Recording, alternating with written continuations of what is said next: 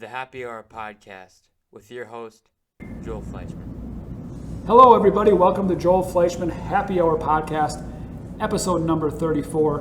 We're calling this the Legacy Podcast, which we'll get into. So, welcome to the Legacy Podcast. Welcome, everybody. Cheers. Happy Hour. Cheers. Cheers. We got some Busch Light drinkers, and this is sponsored. We do have a sponsor now, Central Waters Brewery, Amherst, Wisconsin, right next to our Amherst facility. Jason Blinker is actually part owner, and they are sponsoring us. Today we are drinking the Unsettled India Pale Ale New England, Frank's Coffee. Is it that good, Frank? Huh? Give it a shot. What actually is it? It's a pale ale. Oh, it is beer. New England style. Yeah, it's beer. Anything for the last. It's kind of, Anything for this. what is it, kind of fruity and tangy? Well, we might have to. A little fruity and tangy? Got a It little is. fruit to it. It's actually not too bad. Not bad. Here, try it, Chris. See what you think. You drink beer. Grapefruit. Yeah, grapefruit, right? What do you think, though? Yeah, it's good. I like it. It tastes like that Schafferhofer. Yeah, it is like Schafferhofer. Maybe a little more hoppy. I wouldn't drink too many of good. them. A couple on the boat. Yeah, I'd give it a good 7 Nice or hot 8. day. It's called Unsettled, in case you're watching at home. All right, so a little bit about the Legacy Podcast. These are 4 of the original, we'll call them the first 10 team members. I think that's fair to say. So 4, we are now at 600. And also very, very special guest, Frank Gitter, who's today is the last day he's working at Drexel. So last day he has to officially wear Drexel gear. 30 years old. Can I go woohoo? Yeah. You can do whatever you want. Well deserved. Well deserved. So we'll get a little bit into that as well. So pretty cool. Holden, how old are you? I'm 17. Right. So he was already here for 13 years before you were born. So, 92. 90. Yeah. How's the math? I was getting Don't ask Holden. Were you even around? We don't try to set him up on that. Yeah, 92 would have been the year I graduated high school. So even for me, that's a long time. All right, cool. I was already working here, part-time only though. So having said all of that, great stuff. Let's go just around the horn. What do you do here? What have you all done here? Who are you and what have you all done here? That could take 45 minutes in itself for you 4. Am I starting? Sure. All right. Ladies first. There you go. Thank you, Tim. Kris Ballard.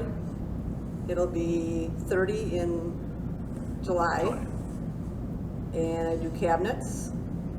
And I've always, well, I can't say I've always done. There was a little, when I started, it was cabinets and accounts receivable. You did both. I did both. And then it was just accounts receivable for a little bit when I had my kids. And then when I came back, it was strictly cabinets after that. So predominantly cabinets throughout the whole thing. Cool. How many different offices? I think you do have a count, I believe. I think I'm on 14 different offices.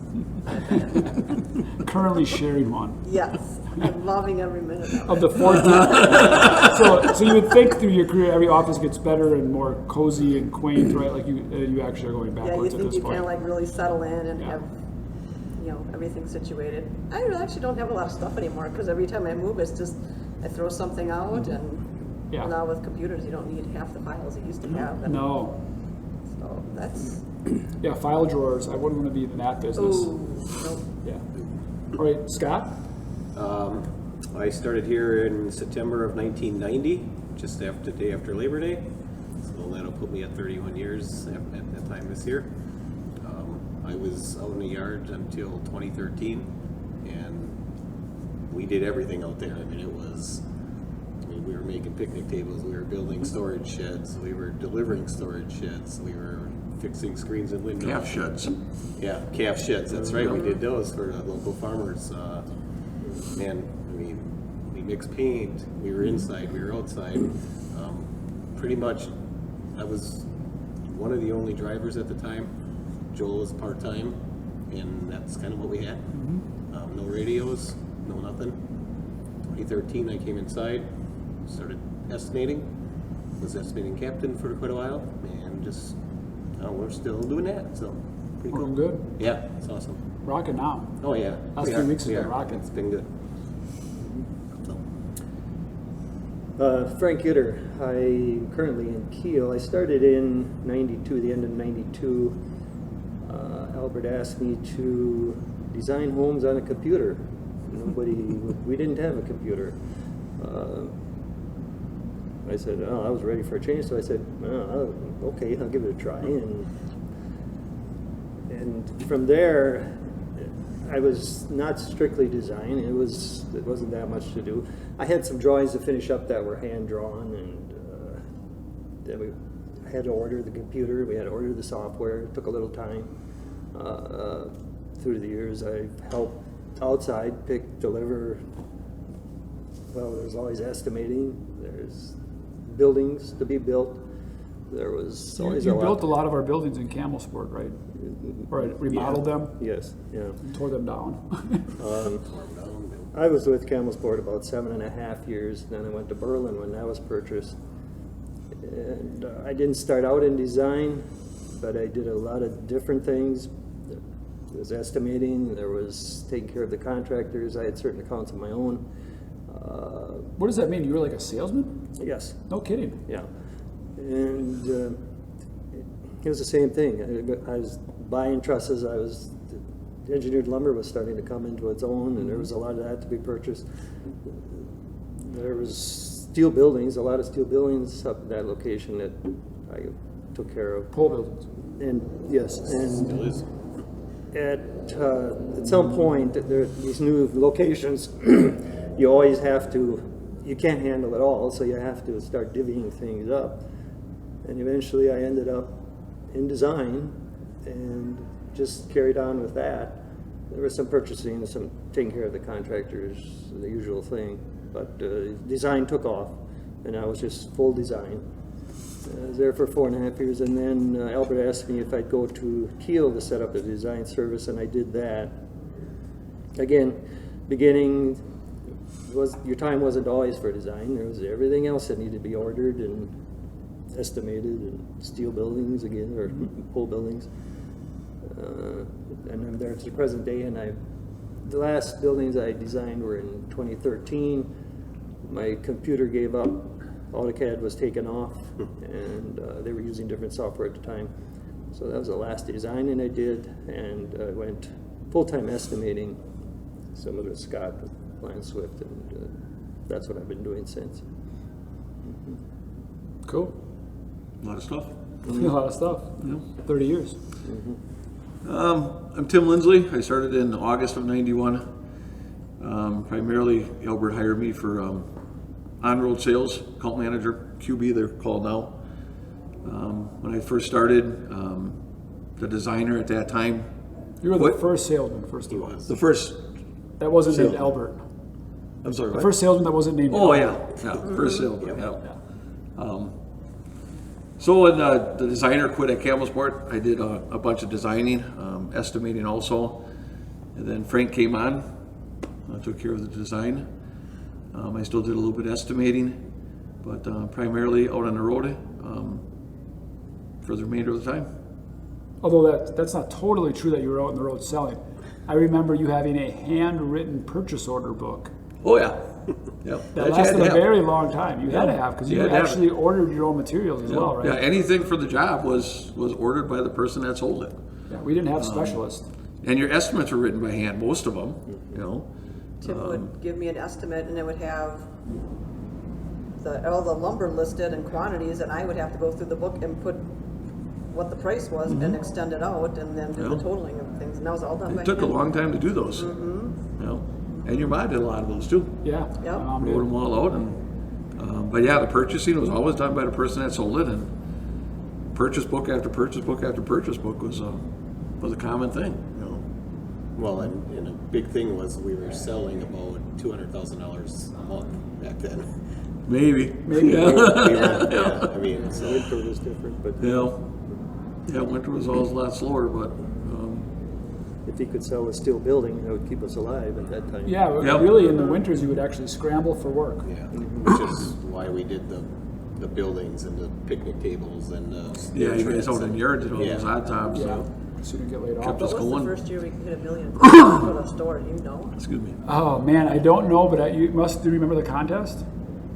I don't remember the Oh, contest. so we had $1 million month, and when we had $1 million month, everyone got a $100 cash bonus. So But I remember when we had the first $1 million year. I year. mean, that was a year Yeah. for $1 Right. million. Right. And Well, that I don't remember That was a other big than- thing, and I think we all went out to eat or something. I can't remember. Yep. I mean, the whole 8 of us or whatever. Yeah. When I started, I think we were around 2 or 3 million. So I wrote foolishly, Holden, but you'll do that too. That's okay.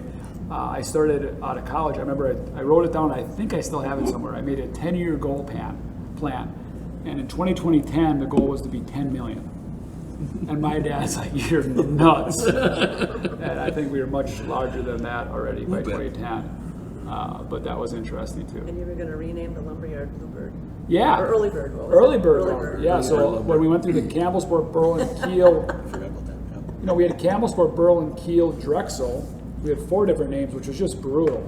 I mean, it was just hard to explain where you worked and new people and transfers. What was the one up at Kiel, though? Wasn't there a different name? We had Tri-County. Tri-County. So we bought New Holstein and Keel, Yeah. and we transferred the people from New Holstein to Keel, and obviously that was pretty sensitive. So to call it Keel Building Supply right away, honestly, was a deal breaker for contractors as well as the communities. Yeah. So we called it Tri-County to keep the Holstein heritage, and then we rebuilt it a year later, and then we just changed that to Keel instead of Tri-County. I haven't seen any Tri-County gear ever, so I don't know if this is, but that was a full year we were Tri-County. And then we actually went through the name change, and I'd always thought about Early Bird Lumber. I thought it was a good name. We talked about Blue Badger, just calling it Blues. That were kind of the main things that were tossed around. And I was like, well, Drexel just kind of works. Campbellsport Building Supply was talked about, but if you aren't from Campbellsport area, You don't know it's what just that is. so many words and it Right. means nothing to anybody. So that was always discussed. But and then my dad wanted to rename it Fleischman Building Supply. I'm like, oh, cool. The kid takes it over and renames it after himself. I'm like, that's going to go over. That would have went over big in Campbell. Yeah, right. Everywhere, really. And I'm like, I don't need that. Plus, we really wanted to have that what I call the hard edge and soft edge. So go get your lumber somewhere, but also want to go get your cabinets, flooring somewhere. And we thought, which it does, I'm so glad we did Drexel. It has the hard edge. Oh, hey, I get my lumber from Drexel, but it also has that soft edge for some reason of cabinets, flooring, window treatments. So it works pretty good. I'm glad we did it. What is Drexel from? Like, where'd you get that name? What is Drexel from, Holden? In 2008, we bought a company named Drexel Interiors. And that name actually came from Conrad Drexel in the 1970s. And he had about 40% market share of paneling, which was huge at the time, and carpeting, which was huge at the time. Which means in Milwaukee area, 4 out of every 10 jobs that had carpet put in was put in by Conrad Drexel and his team. And they were one of the first companies, at least in Wisconsin, that actually bought full rolls of it, and they would have full rolls in their showroom, which was really impactful versus just a job lot roll. You'd buy that from Dalton, Georgia, but that's where the Drexel name comes from. And it always had good brand name recognition for a long time. They were really a good company. So that worked out pretty well. All right. Well, you guys have been here a long time. This is the Legacy Podcast. Any stories that just pop in your brain? I guess you're the retired guy, Frank. What do you got in your head that you're like, hey, here's one that just sticks with me? If you had to pick one. I don't know that I would just pick one. I mean, Albert was always a handful. He has all this folksy wisdom, that just comes out. So that's a good one. So what I think people don't understand about my dad, and I bet of the 600 people, maybe over half people have never even met my dad, right? Maybe a lot more than that. I don't know how many people have actually met my dad. I've never met your dad. What's that? I've never met your dad. You've never met my dad. He was supposed to be on the podcast. He had my sister had open heart surgery yesterday, 2 days ago. Yesterday. Was it just yesterday? Goodness. 2 days ago. She's doing well. Thank you. But he needs to be up there, so he wasn't able to be on it. But it's good we can talk about him then, right? Yeah. So what I think a lot of people don't know about my dad, because they probably have seen they've mainly seen the softer, what do you call it, whimsical wisdom? Farmer Folksy, wisdom? for what it is. Folksy. Folksy wisdom at best. What they didn't see was the intensity of my dad in his Yes. first 15 years. And I guess I use the word intensity. And you see that a lot with our young quarterbacks now, our young head coaches. They tend to have this intensity, which we're trying to break up, because that wasn't. I realized I tried to mimic my dad, and you guys know that too, with that intensity. And Craig just talked about it. Craig Johnson had that, which mimicked my dad. And it just burns people out. It does. It's hard to keep up. It's tiring sometimes when Fleischmans go right at it. Yeah. It can be. And what I thought I was doing, I thought it was a great day. So I would show up to a location, we'll pick on Brookfield, and I would have bloody hell. I would be in a mood, right? And being a Fleischman, I would just bring it as hard as I could. And I get in my car and I'm like, damn, that was a good day. Lit people up, we got shit done, moved, made it better today. What I realized, they were crying in the back room. It took me a long time to realize that. And they were ready to quit. They thought it was a horrible day. I was proud of myself. My dad would be proud of myself when he got home. But my dad was, he'd smoke a pack a day, 6-pack of Mountain Dew by 7, 8 a.m. Something that I have told my dad that. You guys probably don't know this. I used to call the manager, Craig Johnson in Berlin, and Steve Thielman in Kiel, mostly Craig, and I would say, let everyone know, don't call my dad today. And he knew what that meant. My dad would walk in and you were going to get it. Everybody. Your head had to stay down. No matter who if you were. you picked it up, it was, what are you doing right now? Show me, prove it to me, and why are you doing it that way? It was like, you just kept your head down. That might last an hour and it might last a week, right? You guys were there. I'm not just picking bad about my dad. A really good guy. But just to give you a couple simple examples. In the beginning, with the computer, it was a digitizer tablet. It was a lot of motion. It was click this, and then something would maybe happen. It was a lot going on.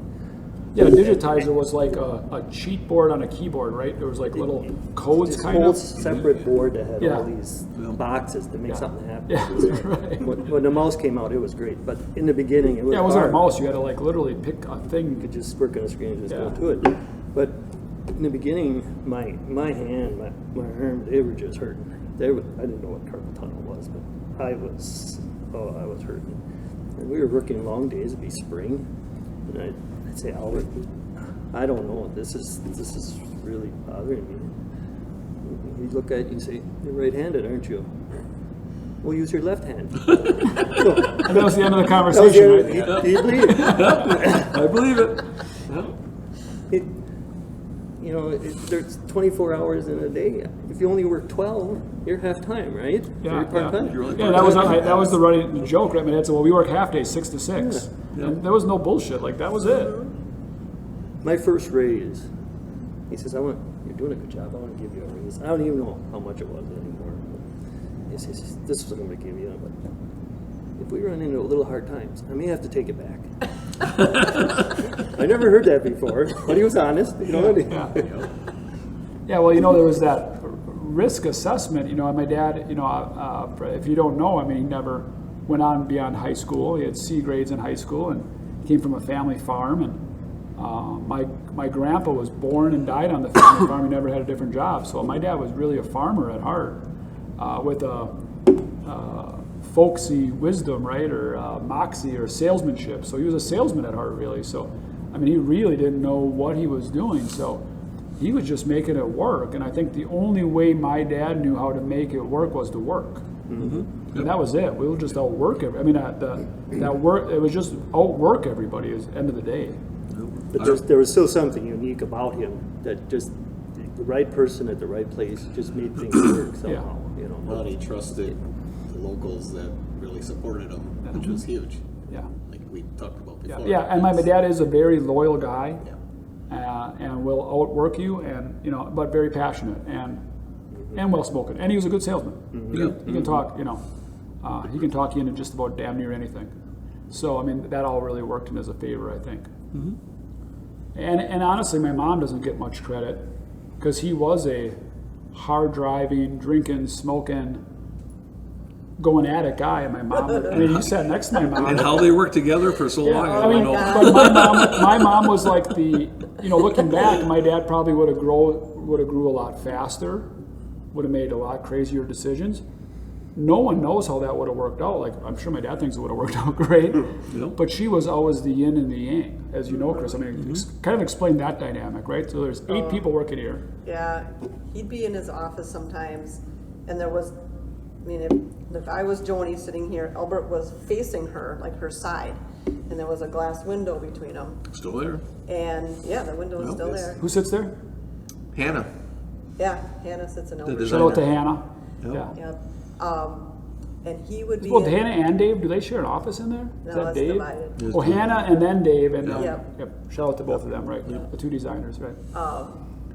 But Albert would be in there talking about something, and she'd be just out there, just under her breath, and I'd be like, "Oh boy, I'm staying out of this one," because when they get home, there's going to be a big discussion. And it would be. It'd be right at supper. Yeah. Of course. Yeah, and I'd be like, oh, I don't know what's going on.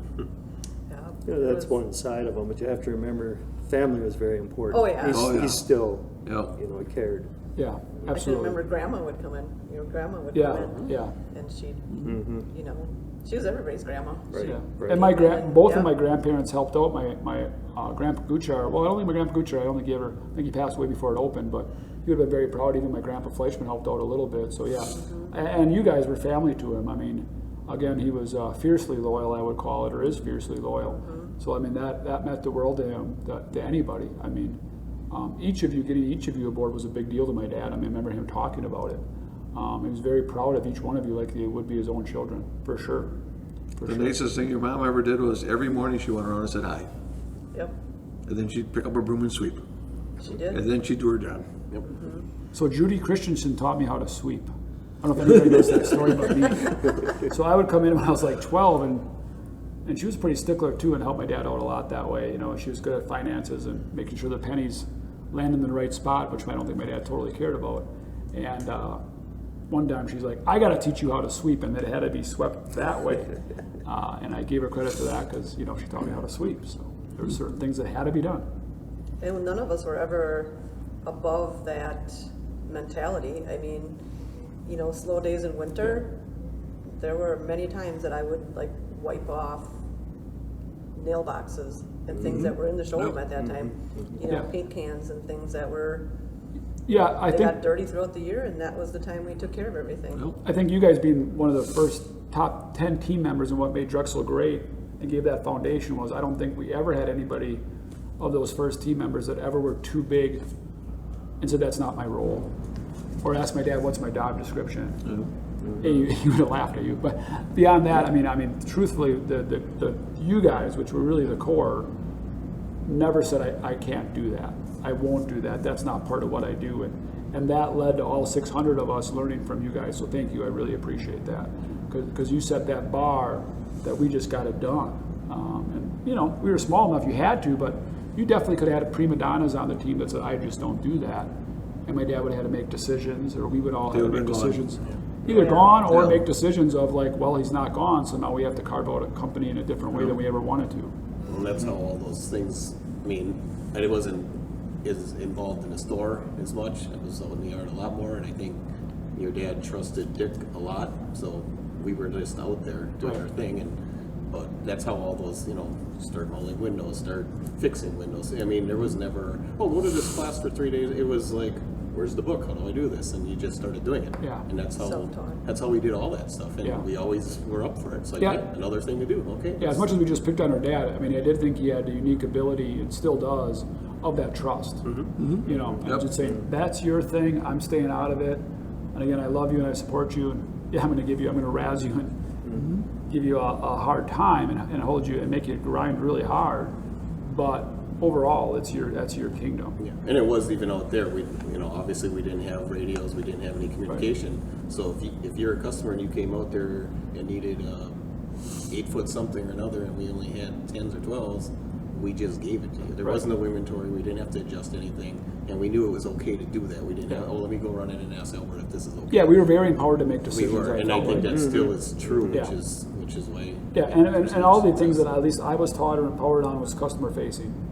If it was due to benefit the customer, we were totally allowed and had the freedom to do that.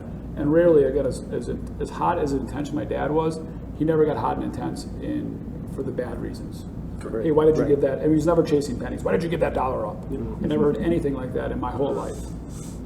His intensity just came from the drive he had to make it good. He was that way when we were building something and it was for our use. Then you use that. Then it was use all the bad stuff. Why are you using the good stuff? Don't let it cross that way. Use that crooked stuff up in the rafters up there. that's where. So a little bit, how has the industry changed, right? Like, so we talked a little bit just prior to this, and I don't want to steal the thunder because these people haven't heard it yet. So how has the industry changed? Kris, we talked a little bit as a cabinet designer. Tell me what cabinets were like for selections. We literally had 3 door styles, 3 woods, and 3 colors. So it was a very quick decision. I mean, everybody was oak at that time. Do you want cathedral door or you want raised door? So even though there were 3 times, right? So it's 3 times 3 times 3 is how that works. Hold on, right? I got it. Right? So it's Yep. 27. So you had 27 total choices. Wood, species, door style, 333. One brand, One brand. right? But even within the 27, and Scott and I would have been working, well, we all would have worked somewhat in the yard and did this.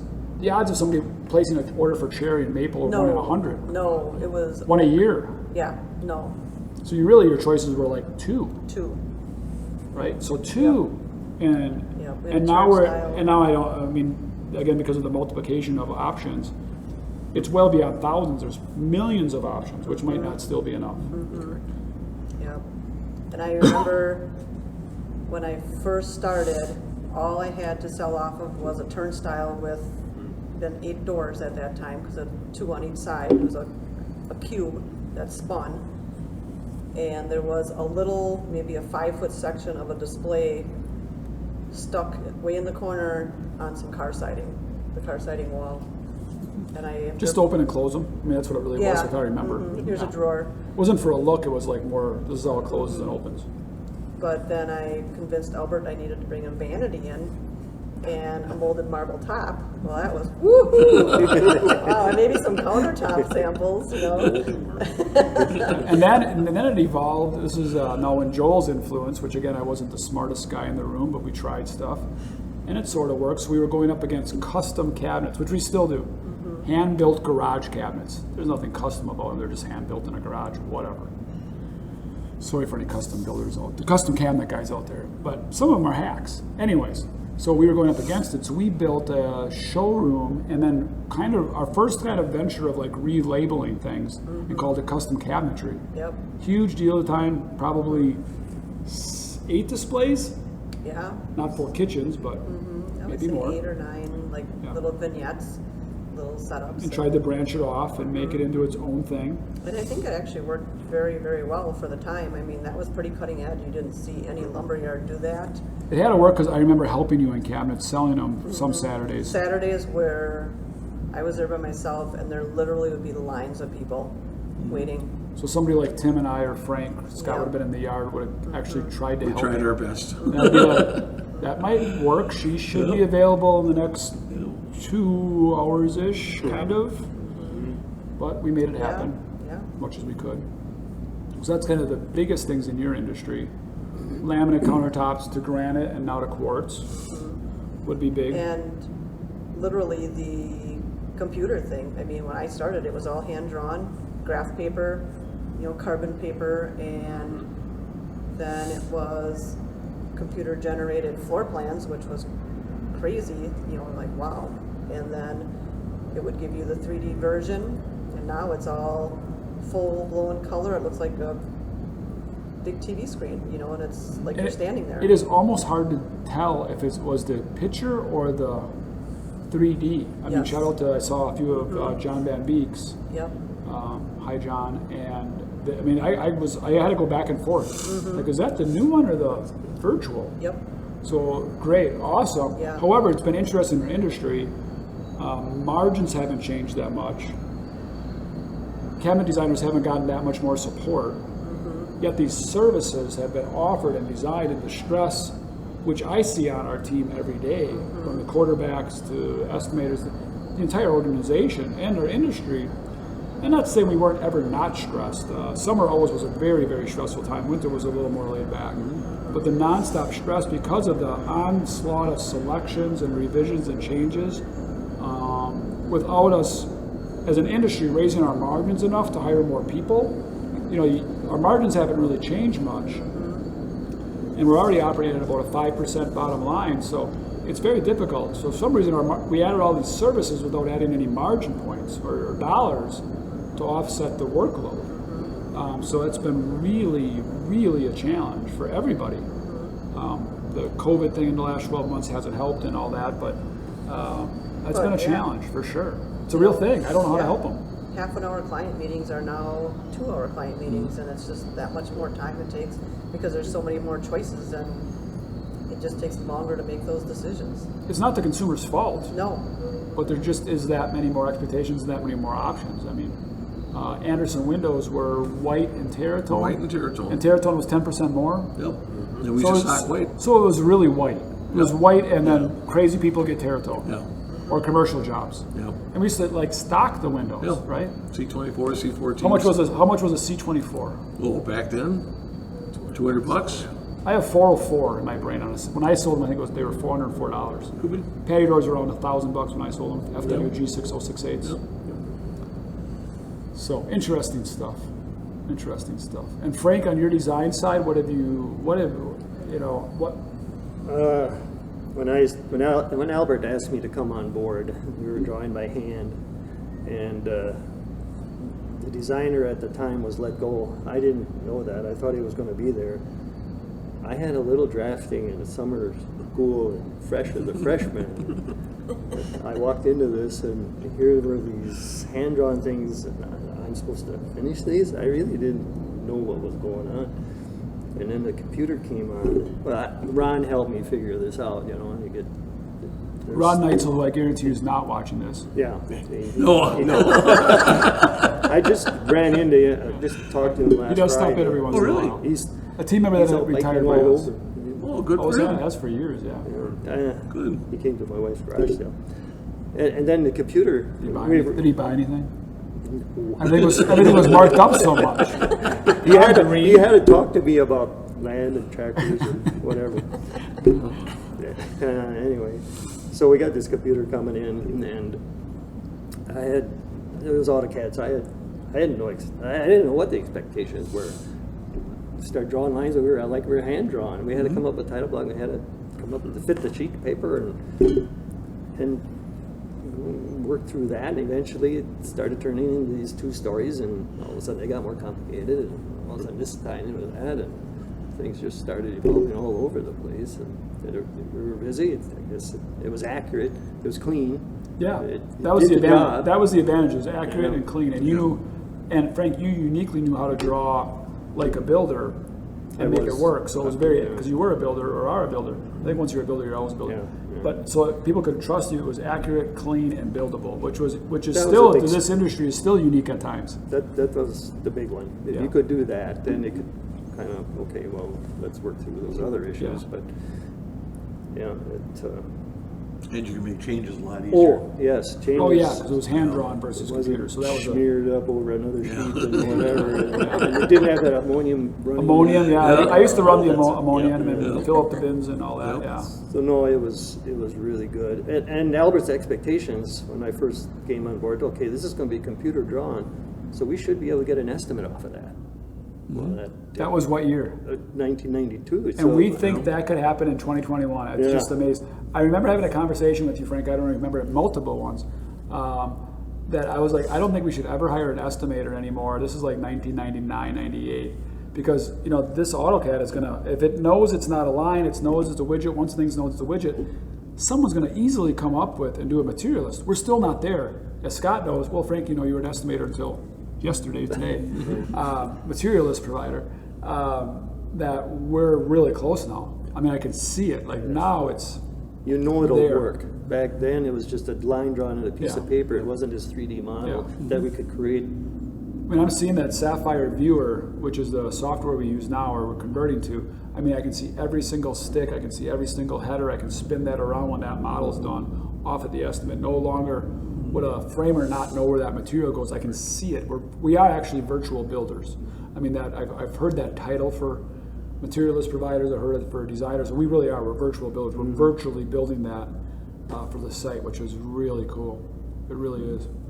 We did try soft plan a few years into it, and my office was in the lunchroom at that time.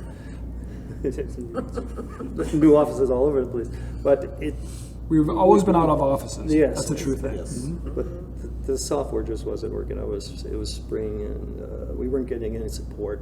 The system was always crashing. I just couldn't get my work done, so we went back to AutoCAD at that time. You eventually sold the license. Yeah, which is really We were trying back then to do this. Yeah. I had entered a lot of SKUs. I had tried to set this up, but it just kept crashing. And Correct. It just wasn't working. Yeah, you know, and that's kind of been I think that's our industry overall on the software and the SCAP, why estimates aren't off a design. I think that's been the problem industry-wide, nationwide. You take a Frank Gitter, one of your top designers, and you pull them out temporarily and say, try to make this work. No, cabinet design's the same way, a little bit like on spruce and different things that we do. And you pull somebody out, they have 2 weeks to do it, report back to me in 2 weeks. Really, they do it for about 6 hours.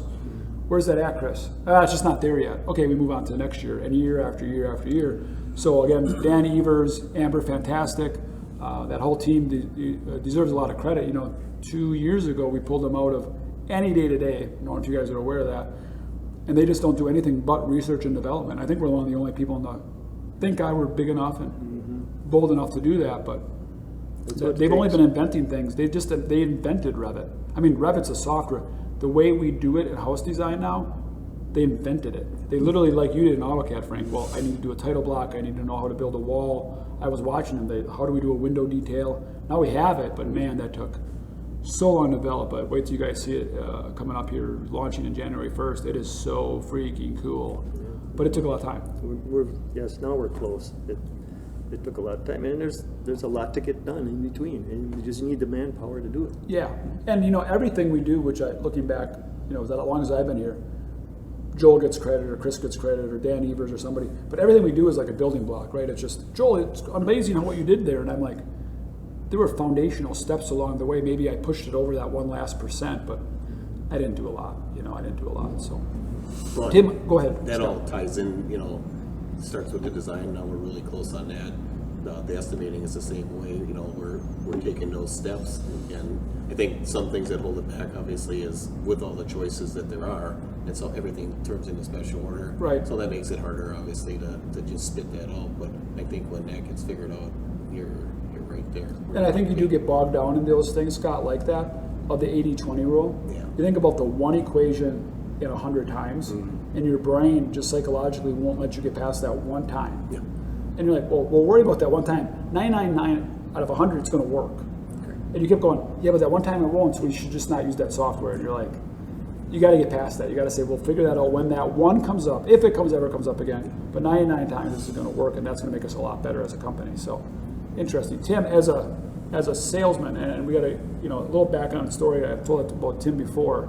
When we got Tim Lindsley aboard, as maybe you guys remember, that was a huge deal. It was a company called, was it Kint still then, or was it actually Wix? It was actually Wix then. Right, so after it was That's Wix, why it was I Kint. It was big corporate giant. 7-8 miles away, there was a company called Kint, which was a very, very strong company. My dad was just they were good. a little company, or Campbell Sport Billings was a very, very little company.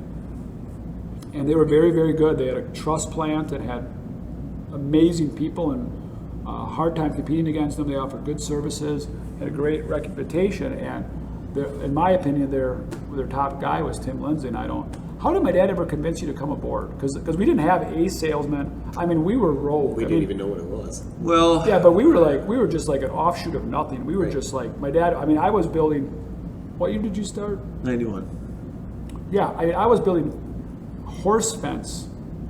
Like Dick Doorknocker and I, the yard foreman, who passed away, him and I, in the summer, and this is our yard foreman, in the summer we're building horse fence, that we would actually general contractor horse fence, and I was holding your age, maybe a little younger than you, I was literally digging the shovel. I was 15, so I was younger than you. I would dig the hole as he was building the hole. I would have a shovel, and we'd put in horse fence, which meant every 8 feet there was a pole. It doesn't sound that bad until you realize every 8 feet there's a tree, swamp, there's got to be a hole there. It's a horse fence. That makes sense. It took me about 2 days to realize that. I'm like, oh, we're gonna have to do this every 8 feet. Not much fun. Well, you just think you see a horse fence, you're like, well, yeah, every 8 feet, I get it. But then when it's like the reality of like, but there's a rock right here. But no, it's the 8th foot. Like, it doesn't really matter. Anyways, having said that, how did my dad convince you to come aboard? Well, I don't know if it really convinced me. I was, quite honestly, I was really fed up with the place that I was at. Not a good place to work. I heard good things about Campbell Sport Building Supply. My brother Jeff was buying from Albert. Still is? Still is. Hi, Jeff. Yep. Yeah. Just decided I wanted to change. You know, I still, to this day, I can't figure out why I took 2 interviews. But it did. The second one, we drank quite a bit. And it's been great. I've never seen a company grow this fast. But I guess the biggest thing that I would take away from this right now is the way that people can communicate. Account managers to customers, account managers to the store, people back and forth. You literally can do damn near anything on your phone. You know, it's awesome. Then the technology back at the yard with the way that people can track loads, track drivers. It's just awesome. And then the amount of people. If you'd have told me 10 years ago, 15 years ago that we'd be at 600 people, I would have laughed at you. And 2 manufacturing facilities. And 2 manufacturing facilities. Right. So, but no, it's been great. The biggest thing that I liked about joining here was the family thing. Albert and Joni were always great. Like I said, Joni was the friendliest person in the world. You know, even when I first started there, she didn't even know me, and first thing she would do is come in and say good morning. So it's been good. It really is. So technology thing, that's a good one. So communications. So when you started, and you were on the road, like you said, as much as you could be, which is still the truth, right? I mean, a quarterback or OSR, account salesman, whatever, they always want to be on the road, but they always get bogged down by the details. So we're trying to develop things and have been for 30 years. But when you were on the road, there was no cell phone. Pager was my first communication. Did you have a pager in 91? Yeah. Yeah, so there was a little. So Holden, you have no idea what a pager is, do you? I've got my original one at my desk. Do you really? So about a 1-inch by 1-inch apparatus, you could call that number on this little black box, and then that call-in number would pop up, right? It would beep, and It then would the beep. number would come up. It would beep, and then that number would show. That was a game changer. Before that, we had no idea where Tim Lindsley was.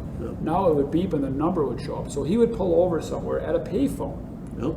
If he was far enough away, and say, "What's up?" And that was a game changer. So like, wow, we finally can find out where he is. And your dad loved using it. Yeah. A lot of times it was nonsense, but Yeah, like I had to pull over at a pay station to hear that. What the heck? You could have waited an hour, but we didn't know where he was, so it's like I'll page him. And yeah, 7 pages, and so you get 7 pages in. And then after that, was the first phone you get was a BlackBerry? it was a bag phone. You had a big phone. I had a bag phone. Were you the only one in the company then? I assume that had a big In phone. my own personal truck, yep. Right. Yeah, 'cause I didn't And have then a you could company call truck in. We could call you and you would call in. Mm-hmm. But we rarely. I don't remember that. How long was that? How many years was that? Probably about a year. Yeah, that wasn't that long. I mean, and then was your first phone a flip phone or a BlackBerry? BlackBerry. Yeah, I think we never had flip phones at a company. We went right Yeah, to I remember BlackBerry. having a flip phone. I was obsessed You with my did. BlackBerry. I still miss my No, I had BlackBerry. the Nokia. You had a flip phone? No, I had the little Nokia. It was just a little Oh, flat just flat. phone. Oh yeah, It's the kind of Nokia. Yeah, fat. yeah. I You might never had a have one, yeah. BlackBerry? Oh, I'm I still saved on all my phones BlackBerry. except for the bag phone. Did you have the BlackBerry? I think I do. I might pay you for a BlackBerry. It's yours. It's not mine. Is it? Remind me, I'll look. Yeah, if you have the BlackBerry, I think that's got to be. I think I have it. We have a historical vault here. I think the BlackBerry's Okay. got to be in the vault because the BlackBerry was pretty fun. I went through it. That was a keyboard was on your phone, Holden, so you could. Yeah, I know that. Yeah. You know what that BlackBerry is? Okay. Well, that's that communication part is huge. Like when we went on the road back then, it was they didn't know where you No. were. You were just. I mean, We broke down on the sent side of the him- highway. Yeah, like we sent him this far. It should take this long, and he'll be back. You know, and then if it didn't happen, what happened? Well, I got stuck, and I had to find someone with a shovel, and you know, I mean, things you didn't call. So I have a story on that. So I started driving, and how I learned stick shift was literally you just drive around the yard once or twice, and they send you on a load. That's how I learned stick shift. And we didn't have paper maps even or any map system at all. So my dad would just verbally communicate with you. If it was really complicated, he might write it down. Probably not. You had to write it down. But he'd verbally communicate you how to get to someplace. So I always go, there was a guy named Redbeard. I always tell the Redbeard story. So Holden, there was a guy named Redbeard. And he'd be like, well, yeah, it was right by Redbeard's house. We hunted by him. It just crossed the street. I don't know what the hell you're talking about. And my dad, again, he's very good, very genuine, and actually loves technology, which helped a lot. And he was running dispatch, and now looking back, he also had to do purchasing and run the store and manage things and customers. So he's trying to give me directions really quickly. You know, right where we hunted by Redbeard. I'm like, I don't know who Redbeard is. Yeah, Redbeards. You'll know when you get out there. Well, where is going out there? Yeah. But there was one time, a particular busy day, particularly my dad has a particular intensity day. I think it was a day hot like today, like around, it was hot. And we had no air conditioning in the vehicles. And I got in the truck and he said, it's like 3 curves down. You won't miss it. And I went out there and there was no way to call back. And he's running dispatch and running the company. I couldn't find it. And you panic, so you keep looking for it longer and longer. But at some point, you're like, there's no point in return. I can't just leave it on the road. So I drove back. And my dad's like, well, here's your next delivery. Get the hell out of here. And I'm like, I still have the load. And he lost his freaking mind. It's the 3rd curve. Yeah, I'm pretty sure I checked that about 100 times. I've been out there like an hour looking on the road. Just simply drove back out there. I literally came back again. I don't know how I ever found it, but I did find it the 3rd time. And we didn't have job signs and somebody no, wasn't there's out no there key waiting. indicator. No key indicator. So I know I ran dispatch for a little bit. And I invented the map system. Yeah. And shout out to Raina if she's listening. She actually, her full-time job one summer was making copies of the original map and laminating it. That was a full-time job for a File part-time. cabinet with all of them in it. Yep. Yeah, so at least we had a map system, which I invented, which I thought was huge. Now we, of course, have job site mobile and GPS, and oh my gosh, so many great ways to get to job sites. Thank goodness. But we did get like CBs in the trucks too. Yeah. So Yes, I we remember did, calling in after a one while. time. That's one of my favorite stories. Yeah, go ahead, tell it. Well, you probably will remember it. Somebody got Pink foam. pink foam. Oh, I know. Oh, what? Here we go. You gotta tell them. Yeah, I gotta tell you. It's funny. Chris's last delivery. Yeah, Yep. it was a pickup truck with 3 on the the big. So how the old are big you at that stitcher. time? Just a reference. Late 20s, I would Yeah. say. So I said, Chris, I have, again, for all of you watching that work here, she's literally in cabinetry. Yep. Chris, I have a delivery for you. That was just normal operating procedure. And it was a You delivery got, of. You got wind that I needed to go out there and measure for some countertops. Okay, is that what it was? And then you're like, oh, we need to take styrofoam out there. So they loaded Smart. up. Yep. So then they loaded up this pickup truck, which was stick. I could drive stick, but I wasn't backing up a stick. I wasn't backing up. I said, is there somebody there that can unload it? Move the truck around for me because I'm not backing. And we just said, sure. I'm sure we had no Yeah. idea. Of course. Yep. So Joel loads it up, and it's got the rack, the pickup truck with the rack on the top, and it's above the rack. It's real tall, and I'm driving out there, no issues. And as soon as I got to like an intersection, I had to turn. I remember I turned right to go into Armstrong, and it was a kind of a windy day, and I turned, and the one strap through the middle of the styrofoam was all that there was, and it kept going bam, bam, and that styrofoam was lifting from the wind and breaking in half and flying across the road. You know, and I'm like, oh my God. So I'm running out, chasing after styrofoam, and I'm shoving it in the back of the truck and doing all kinds of stuff, and I get on the CB and I'm like, somebody needs to come out here and help me. I was like, what have I done? I was like, what's going on? And I don't know, I think they sent Ron out, and he helped me get it all situated. He brought a piece of plywood, and then he put that on top. Yeah. I continued to go to the job site, and I'm like, here you guys go. I have no idea how many sheets are left. Let me know after you unload it. I do remember that, and in no uncertain terms. You made it very clear that would be your last delivery, and it was. I was like, I kind of agree, yeah. We only strapped loads down if we thought they needed it. Yep. You kind of judge it. You're like, that one's good. Like, that was a real thing. That's not that far. Yeah, you're not going far. Yeah, it wasn't that far. It was literally judged on how far you went and kind of who the driver was. If you strapped it at all. And maybe one strap, but 3 straps were unheard of. Like, well, where's it going to go? So that was kind of You're interesting. never going down to Milwaukee or any place like that, so. No, I mean, if we had a delivery 20 minutes away, and now we're making our normal runs are 60 minutes one way. If we had a delivery 20 minutes away, I was like, this is going to be awesome. I get to be gone for 2 hours. So, in fact, one of our largest customers, Victory Home, shout out to them guys, met with us when they first started, and they still say it. My dad met with them on the very first meeting and said, just so you know, we will never ship to you south of the zoo interchange. You'll have to get a new lumberyard for that. Nice meeting. And we might do 30 deliveries down that far in one day now, and a lot to them. So thank you for that. But that was, they still bring that up. Like, are you shipping south of the zoo? 'Cause my dad said he would never do that. Yeah, North Fond du Lac was kind of a limit. Yeah, that was about was- right. A few commercial accounts, Tony Holschbach or Horizon, or your brother John might have a couple of jobs further, but those were unicorn jobs. So, yep. I remember one time it was really busy, man. Early 2000s, obviously, I was a really aggressive guy. It was like an 8-unit in Jackson. And the builder wanted to use us and knew us in the past and was super excited to use us. And I was super excited. And I walked to my dad's office. And it wasn't just controlling growth, which we still do at times. But Dad said, well, who's going to deliver it? Who's going to ship it? Who's going to estimate it? I'm like, I don't know. We should do it though, right? It's like, we're not going to Jackson, which is 25 minutes away. Yeah. So that was the end of that. I called the guy back and said, yeah, we're going to take a pass. So now we're doing that every day. So. But then we took down the feed mill, and every day we went and like that was my job to go pick up the Amish, and that was a 45-minute drive one way. Yeah. 5 o'clock in the morning, go get them. Yeah, so we purchased a next door feed mill, which is our and then we parking lot. hired Amish folk to do it, but they needed a ride, so we went back and forth every time. So always seemed to make it work. Your brother's stand for that. 3 of your, like your dad was a carpenter, your brother was a carpenter, My uncle. or a builder, professional builder, and your uncle and your dad, right? That started up, yep. I helped him, then John and Joe came along later. Right. So long legacy, long customers right within this family. So that was kind of a unique, positive thing that happened for our companies as well, and learned a lot that direction. Got a lot of honest feedback that way, good or bad. Yeah, so that was good. So this is kind of, I think we're at that point. Are we already at that point, Holden? We are. He's like, yeah, for sure. So one last question. I do this with you guys all day, so thanks for coming on. I appreciate it. As Holden knows, episode 34, Giannis. They're at the Giannis episode, number 34. Nice. You don't want to talk about Giannis right now. Yeah, it's true. Paul Pierce, 34. Sure. Football? Who's the 34 in football? Bo Jackson. Bo Jackson. Whew, that was good. That Walter was good. Payton. Was he 34? No, Jackson might have been 32. I'm not saying anything. He's I'm not saying anything. Somebody's going to Google it. Pretty sure Walter Payton.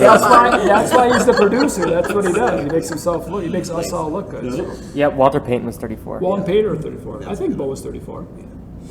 All right, great. So episode 34. So my last question that we ask on every episode: you have one giant billboard. Yes, he's old. Bo was 34. Bo. One giant billboard. You put it up. What are you putting on it? And a little story why. Chris, you can. Keep I wrote going. it down so I wouldn't forget how it was. All right. So my billboard would say, cupcakes are muffins that believed in miracles. And I kind of allude that to Drexel, because we were probably at some point a muffin, you know, just a nothing, Cookie. plain, whatever, and I think we're pretty much a cupcake now. Yeah.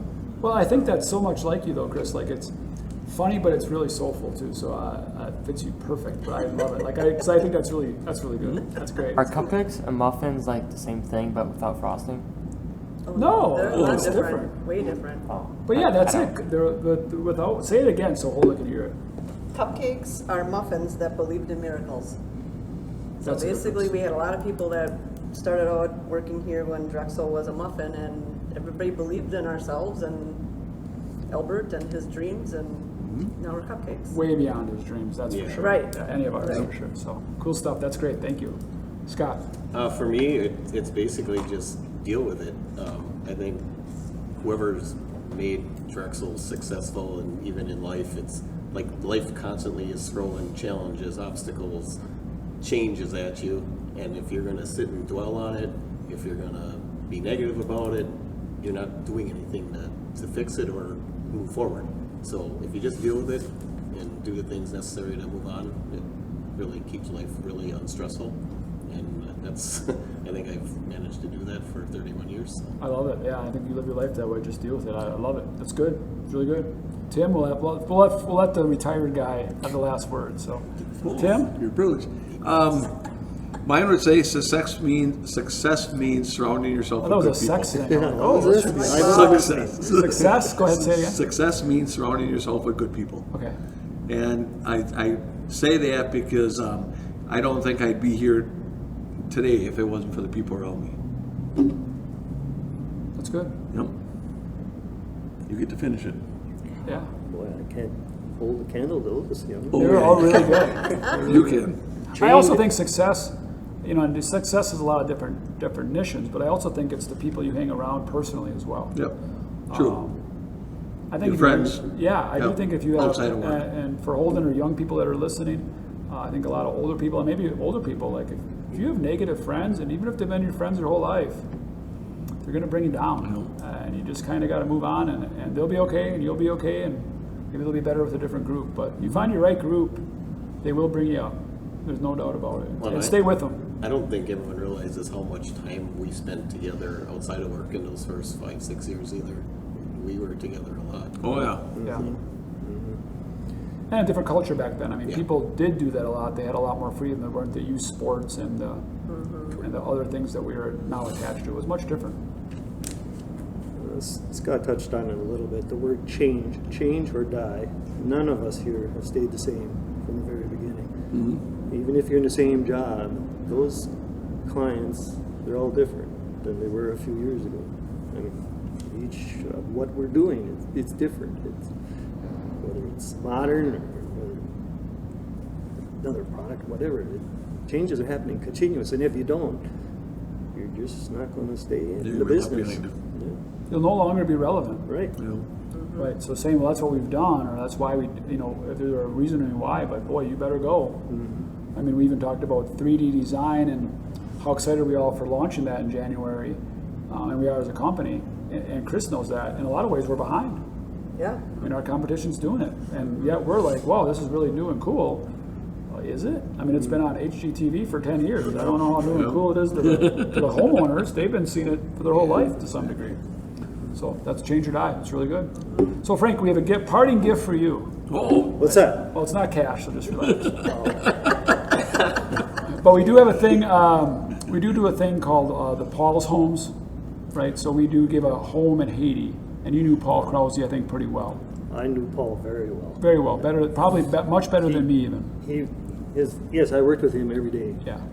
Very closely, especially in the end when he was redoing the bank. Yeah. We were designing that. Fantastic guy. Yeah. I mean, this is The Kiabas. I'm Did glad all the you're work for doing it. Kiabas. I'm glad you're doing it in his memory. It's Yeah. fantastic.